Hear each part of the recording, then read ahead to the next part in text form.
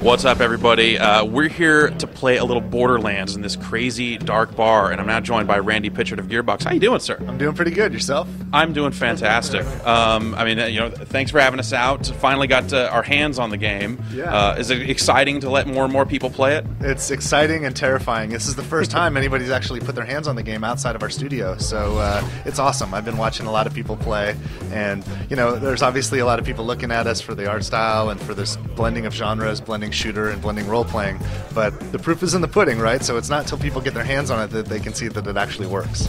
Right. Now, I remember not this year's E3, but last year's E3, you had the little demo theater set up, and you were showing Borderlands with the old art style, yeah. and talking a lot about, just the number of guns in the game, all that stuff, and I was kind of sold right there. I was like, okay, all these guns, all this kind of Diablo but shooter mishmash thing going on, but you've taken the graphics to this new level and really redesigned it. Like, how hard was that decision to make, to just redo the look from the ground up? Well, it was a crazy decision. It was kind of mutinous, actually. I'll tell you the story if you're interested. Yeah. But when we first showed the game at last year's E3, it was the first time we brought the game to E3. The bet we made was if we can blend a hardcore shooter game, something that feels really good as a shooter, and layer on top of it the same kind of compulsion that we have when I play games like Diablo. Because I love Diablo, and I probably spent like 200 hours playing that game. But there's always just one more thing that you collect. But when you think about the core of the actual game, the skill involved in playing the game, it's the same skill that it takes to actually launch the application. You put a cursor on the icon and you click it, right? But shooters, they don't have any of that compulsion typically, yet they're so fun because the skill loop in a shooter is so fun. And obviously Gearbox's expertise is in making shooters, so the bet was to try to layer that on top. And that's what we did. And so when we came with the game a year ago at E3 and showed people what we were doing, it was scary to blend the genres and to take that risk, but people liked it. Right. But one of the things that we did when we made the decision to make the game bigger was, we pushed it into 2009, so now it's coming in October. But our artists were pretty much done, and they're like, well, what are we going to do? So some of them went back and they looked at our art style.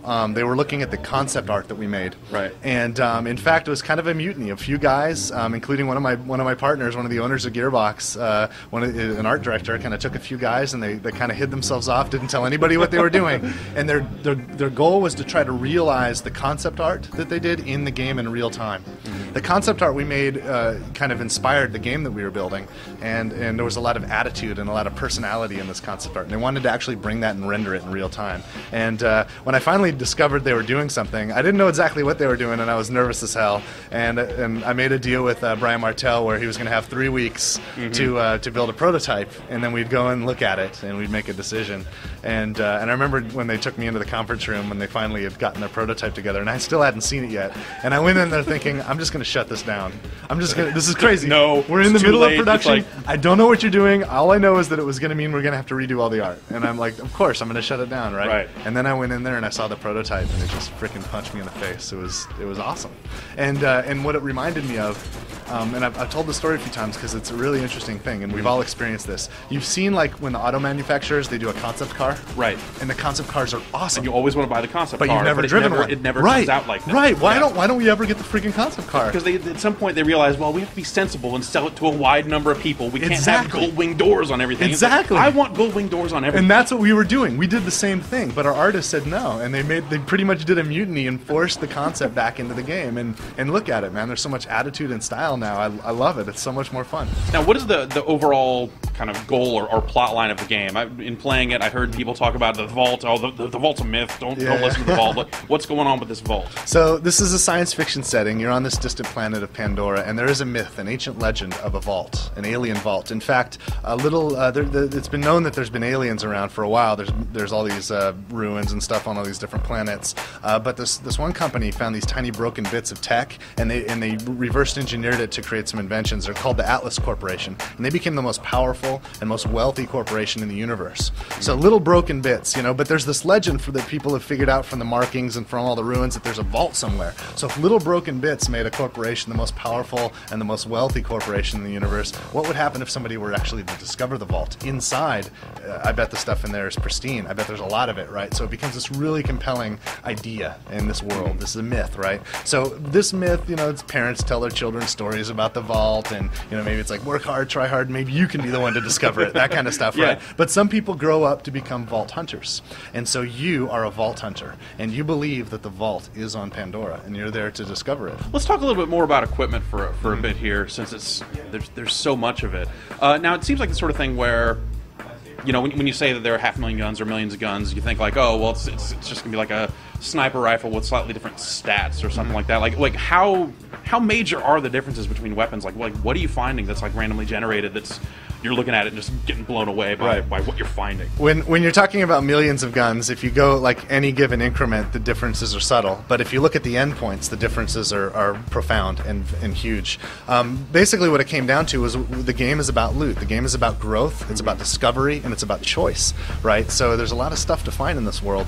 And when we thought about how to develop that, you know, typically what we do when we make a first-person shooter, and almost all the first-person shooters we've played and you've played do this. They say, okay, a designer and a programmer and an artist stick together and are like, okay, what's going to be our shotgun?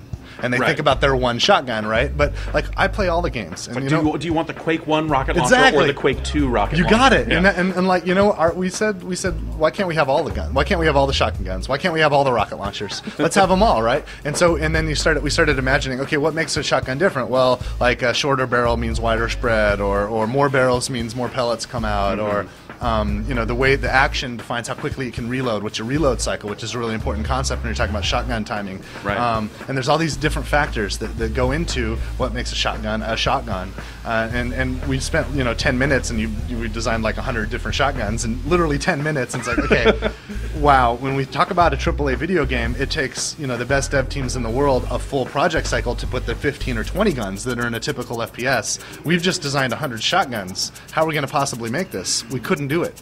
So we instead developed artificial intelligence. We developed a system we call the Gear Builder system, and it designs our weapons for us. And we feed it the manufacturers. We feed it materials like alloys and wood and plastics and composites and all kinds of interesting stuff. Yeah. And we feed it the different weapon classes and all the components. And we feed it all this information and all this material. And the AI, the Gear Builder system, builds it for us. And it's generated millions of weapons. And it's not just weapons, too. There's other gear. There's orb shields and grenade modifications and artifacts and other kinds of class modifications, all kinds of interesting gear that will make you more powerful, and gear that you can choose between. Because sometimes you'll find a shotgun, it's like, this shotgun's awesome, it's exactly what I want. I got the right amount of spread, the refire rate's great, I like the way this thing feels. Like, works with the way you play the game. It works for me, it's like, you know what though? I'd really like one that instead of just firing buckshot, what if I could find one that it also fired acid rounds that can melt guys' faces off? And then you find that gun and then you're psyched, and so so that's kind of what it's all about. The game has cooperative multiplayer, up to 4 players, right?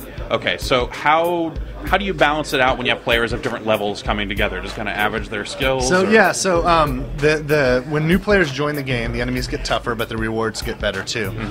When the enemies are defeated, the enemy levels are defined by the area that you're in. They're defined by the enemy. So even if I'm level 2 and a level 50 guy joins my game, the enemies we're going to be facing are going to be level 2 enemies. Okay. They might be tougher level 2 enemies because we now have 2 players, but they're not tougher because there's a level 50 with me. Okay. The level 50 is just going to be able to melt through it. He's powerful. Right. He's awesome. Yeah. And you want that feeling. That's what growth is all about. I don't like those auto-leveling games, right? Because if I'm going to grow and become more powerful, I want to go back to the beginning stages and just own everything, right? Wipe through it, yeah. But the rewards then are bled off from that guy. So the guy that's level 50 is going to take most of the experience, and it's not going to be a really easy way to exploit the game. Right.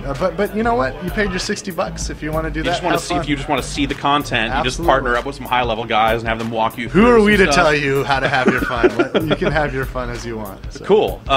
So you have single player, you have co-op, any kind of competitive. Yeah, well, it's all it's one game on the world of Pandora. Borderlands is this large connected world, and I can join the game and I can play it at any time. You could join me, or I could leave and join your game. If we're in a game together and we want to compete, I can walk up to you at any time and I can smack you in the face with a melee attack, and it'll say, "I demand satisfaction." And if you smack me back, you're accepting my challenge to a duel. A dome will appear around us, and we'll begin dogfighting, and one of us will stand. Yeah, so you can do that anywhere in the world, even if there's monsters around. It's pretty wild. There's also arenas throughout the game near the settlements. The arenas are like the Thunderdome, right? So you go in there, and you can actually set up... You can't have your Mad Max world without some kind of Thunderdome. Of course not. So you can actually set up an actual battle that's designed for competitive play. The arena inside is inside these Thunderdomes are the kinds of places you'd want to have a competitive fight in. So they're like a great Quake map, right? And you go in there, and you can set up a team game or a just free for all death match, and you'll battle it out, and it keeps score, and it's sort of a way to organize a competitive game, right. but it's all in the context of the world. It's not a separate mode. It's That's just cool. Go into the arena and have fun. All right. So you're coming out in October. Obviously, you know, launching new IP in Q4 seems to be kind of a risky thing, but it seems like every week someone else is pushing to Q1 2010. Yeah. How do you feel about the competitive landscape for Borderlands these days? I'm much more terrified, actually, about the fact that we are trying something new. We are original. I think it's really cool, and when we show people the game, they think it's really cool. But getting the word out with a new IP is very difficult. The machine tends to prefer the sequels, right? And I'm talking about the retailers. People just go with what they already know. And so, you know, fortunately, there's guys like you that can help tell the world about new cool things. And there are a few cool new things that are coming out this year, not just Borderlands. So I really hope the original stuff wins. The more the original stuff wins, then the more people like us get to invest in the original stuff, and I think that makes the world more interesting. All right, Randy, well, thanks very much for your time. Borderlands out in October. It's looking awesome. Cool, man. Thanks a lot. Thanks for your time. Yeah.